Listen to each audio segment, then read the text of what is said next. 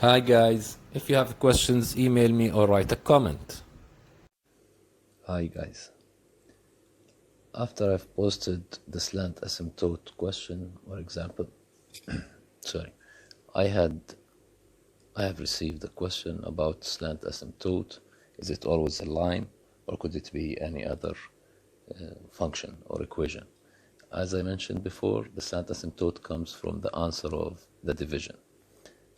So I've decided to go through this example in details. Let's apply calculus and apply all the steps of curve sketching on this function.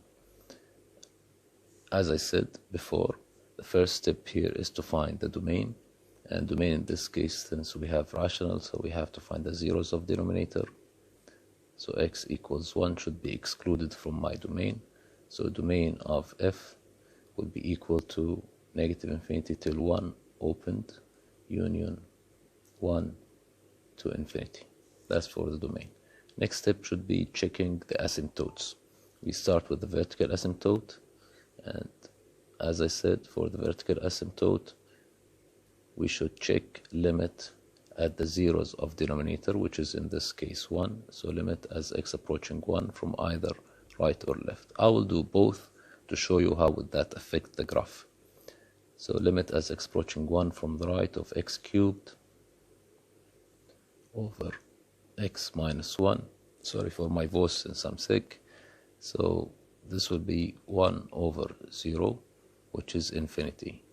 And let me remind you, how do we decide whether it's positive or negative infinity? Here I'm talking about 1 from the right. So I'm talking about a value that is a little bit greater than 1. So we'll have 1 minus 1, 1.1, let's say minus 1, that's a positive value.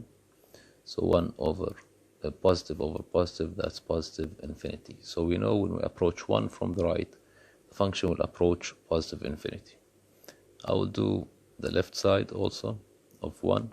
From here we know that we have vertical asymptote, but I need to let the limit help me in the graph also. So limit as x approaching 1 from the left, same thing, it will be infinity. And let's check the sign, left side. So I'm talking about a value that's a little bit smaller than 1, let's say 0.9. 0.9 minus 1, that's negative. So we have positive over negative, that's a negative infinity. So when we approach 1 from the right, the function will go up. And when we approach 1 from the left, the function will go down. So that's the basic info about the asymptote, the vertical asymptote here. Next step should be checking the horizontal asymptote, and as we said, to check the horizontal asymptote, limit as x approaching either positive or negative infinity of x cubed over x minus 1. Using the shortcut that I told you before, using the coefficient of x with highest power, here the highest power is x cubed, so the coefficient is 1. We don't have x cubed here, so the coefficient will be 0. So it will be 1 over 0, which is again infinity. And actually, this is the case where we will have a slant asymptote, as I have explained before. So how to find the slant asymptote? I said we need to divide. So x cubed divided by x minus 1. This will give me x cubed divided by x, that's x squared. X squared times x, that's x cubed. X squared times negative 1, that's negative x squared. Switch the signs. Negative, positive, this will be 0, so the remainder is x squared, which means my function now, f of x, is equal to x squared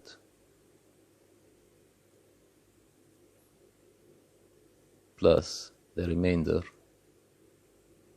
over the divisor, which is x minus 1.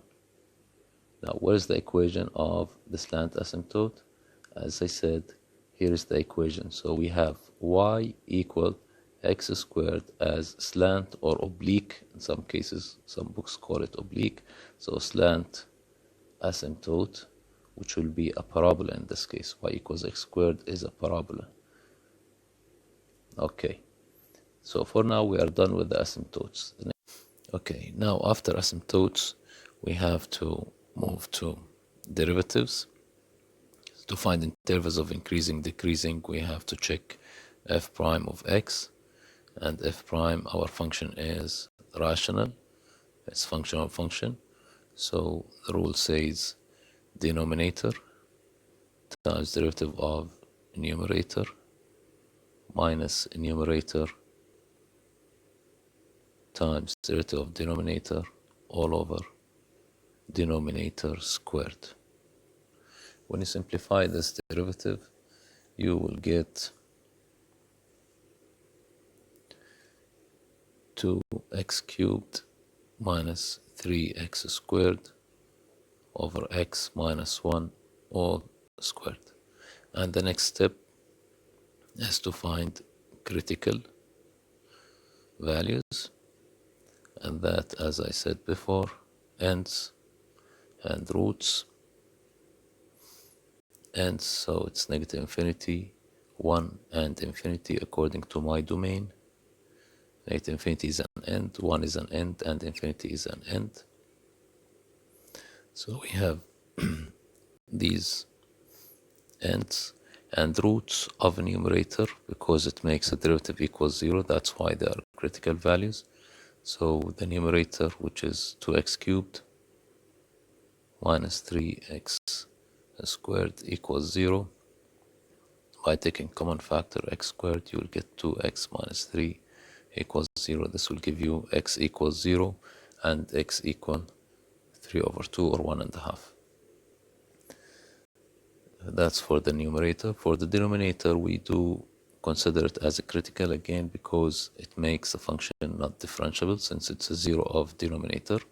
So x minus 1 all squared equals 0.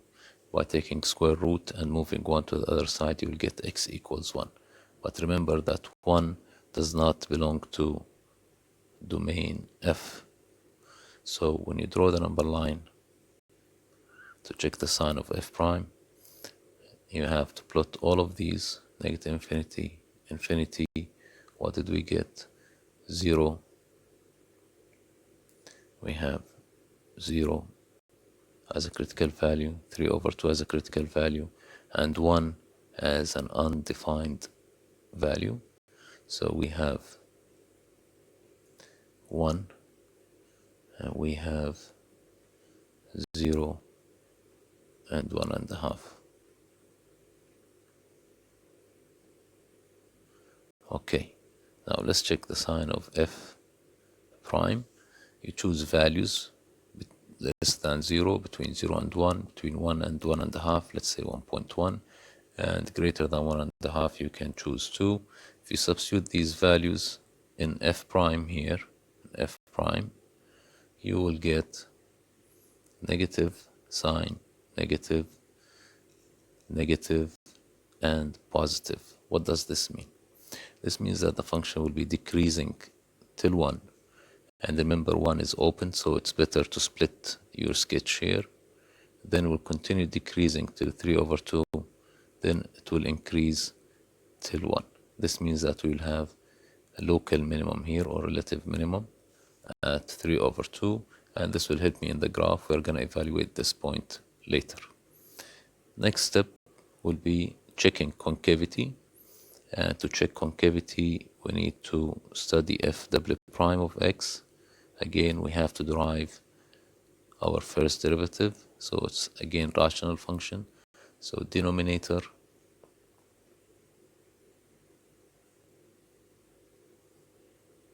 x minus 1 squared times derivative of a numerator, which will give you 6x squared minus 6x minus a numerator 2x cubed minus 3x squared times derivative of denominator, which is a power rule, so it will be times 2 times x minus 1 times derivative of what's inside, which is 1, all over x minus 1 squared and again squared, so it's to the power of 4.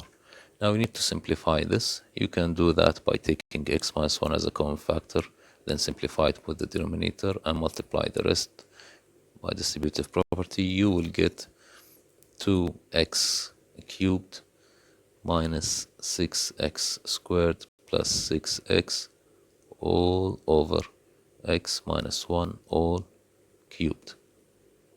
Again, you need to find the critical ends, same ends, and roots of numerator. Numerator in this case, 2x can be taken as a common factor. So 2x, this will leave you with x squared minus 3x plus 3 equals 0. When you solve this, this will give you x equal, let me choose red. This will give you x equals 0. This part by quadratic formula will give you no real solution. So we have x equals 0, that's for the numerator. For denominator, it's the same denominator. So x equal 1, which does not belong to domain F. Now, on the number line again, we have negative infinity, infinity, 0, 1. 1 is opened. We need to check the sign of f double prime. So choose values again. Less than 0, between 0 and 1, greater than 1. Substitute them in the second derivative here, f double prime. Substitute here. So what will you get? That will be a positive interval here, a negative interval, a positive interval. Now, in the second derivative, positive means opened up, negative means opened down, concave down, positive means concaved up. And we will have an inflection point at x equals 0. This will also help me in the graph later on. Next will be making a table to help me in the graph. So if you make a table here by choosing the values, we only got 2 values, 0 or 3 values. 0, 3 over 2, so that's only 2 that may help me here. So only 0 and 3 over 2. This means that we will need more values. So let's put 0. 1 is not defined. We have 1.5. Let's choose values before and values after. Let's say we are going to choose negative 1 before 0. Between 0 and 3 over 2, let's choose half before this. So let's say half, then 3 over 2, and let's choose one more value, let's say 2. Okay, substitute these in the original function here. Y means the original function. I'm talking about the original. Remember that all what we are doing is just to describe the original function. So you need to substitute all of these in x cubed over x minus 1. For example, 0 over 0 minus 1, 0 over anything, that's 0. So you substitute all of them in this function. You will get, for the negative 1, it will be half. For 0, it's 0. We just said that. For half, that's negative quarter. 3 over 2, that's 6.75. For 2, that's 8. Now, let's try to sketch my function applying all of these information. First of all, we have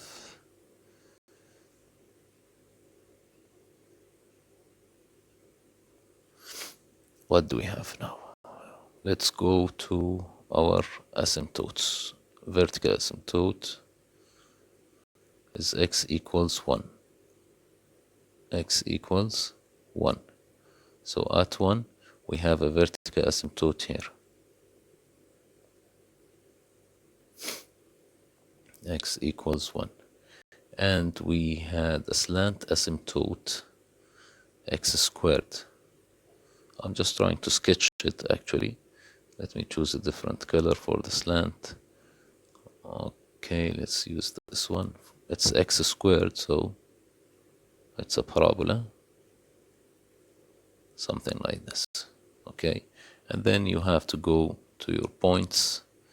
The points that you found, negative 1.5.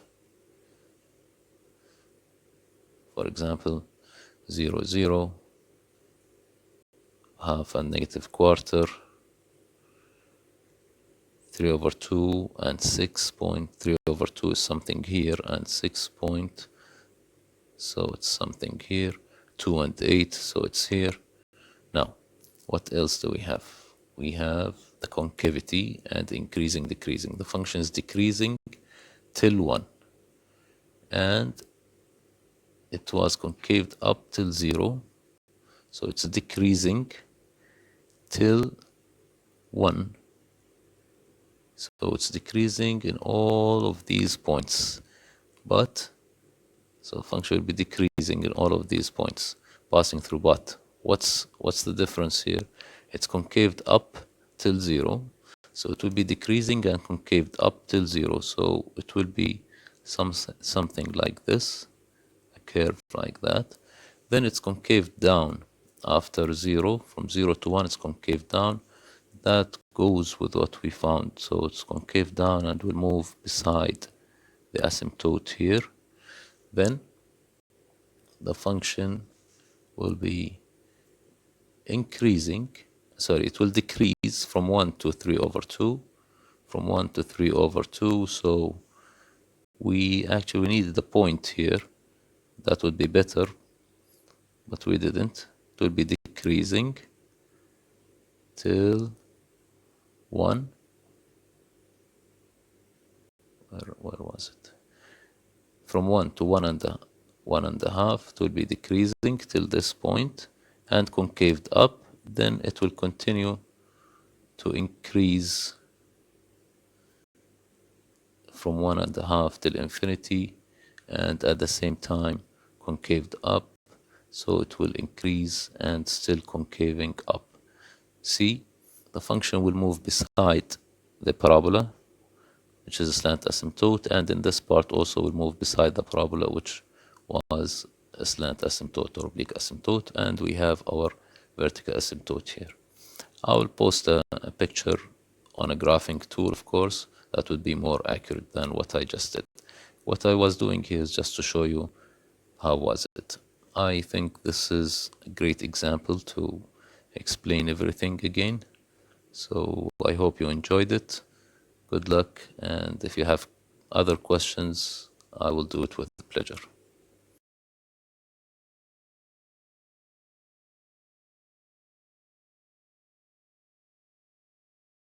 Remember to like, share, and subscribe, and write your questions via email or comments.